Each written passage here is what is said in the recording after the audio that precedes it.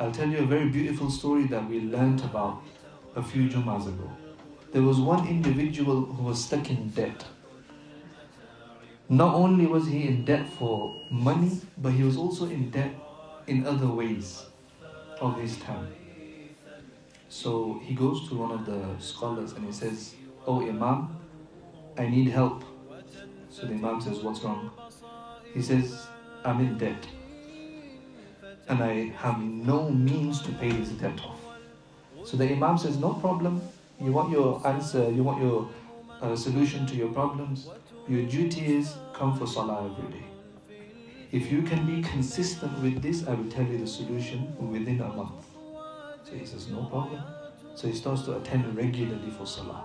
Bearing in mind his niyyah is selfish, right? He's only worried about his debt. The intention at this moment in his life is not really to worship Allah. He knows that the Imam has the answer. So now Imam Sahib said, "Come for namaz." So he's only coming because he doesn't want to be in trouble. And he only wants to come because he knows that this debt has to be paid off, otherwise I'll get paid off. So what happens? He comes to the masjid for the whole month and he's praying his salah. Nothing happens. He says to Imam Sahib, "I come to the masjid for salah and I feel more guilty before I even leave the masjid." So the Imam says, "Don't worry about it. You carry on doing what I've told you to do. Your fard comes first." So the month passes by. He says, "Imam Sahib, every time I pray my salah, I feel guilty, but when I don't pray, I actually feel better." So he says, the Imam Sahib says that if you're feeling guilty whilst you're offering your salah, it means that you have got so much sins that are allocated in your heart that when that sin is removed, shaitan is getting hurt, so he's making you feel guilty. Because now the heart is opening up to nur. It's almost as though you eat junk food for 20 years. One day it comes to you, your mind tells you, "I need to start dieting." So the next day you start eating vegetables. Your body's not going to accept it. Your body's going to be like, "Where's the fries and where's the chips?" So in the same way, he says, "I can't accept this because I feel very, very guilty."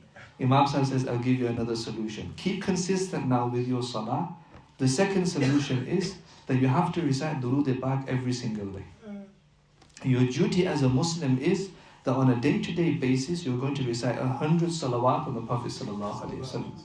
So he says, "No problem at all."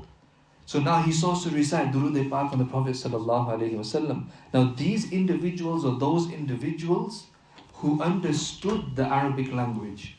So every time he recited durood Pak on the Prophet ﷺ, he understood what he was saying to the beloved Habib.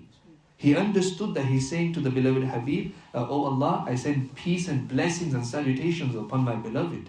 So he became so in love with these phrases that within a short time, his 100 salawat turned into 1,000 salawat.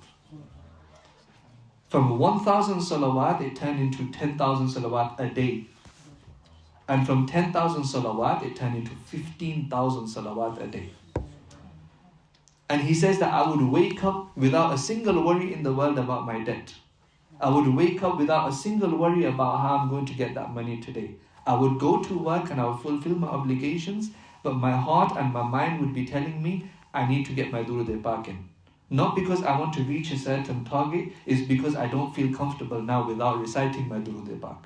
So he would start, he goes, I would be working and constantly I would be reciting Durood Sharif.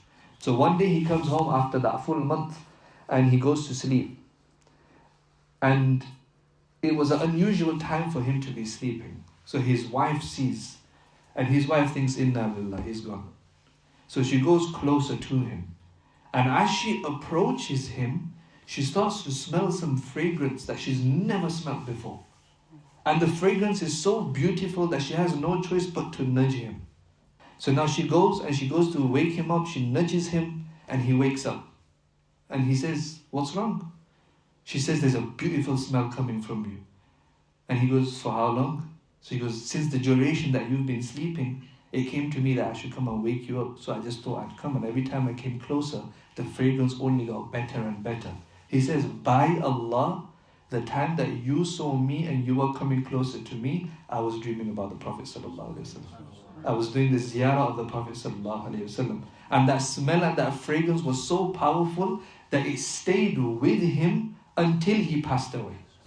And people of the community would say that when we would go towards his qabr, we could still smell that fragrance of musk.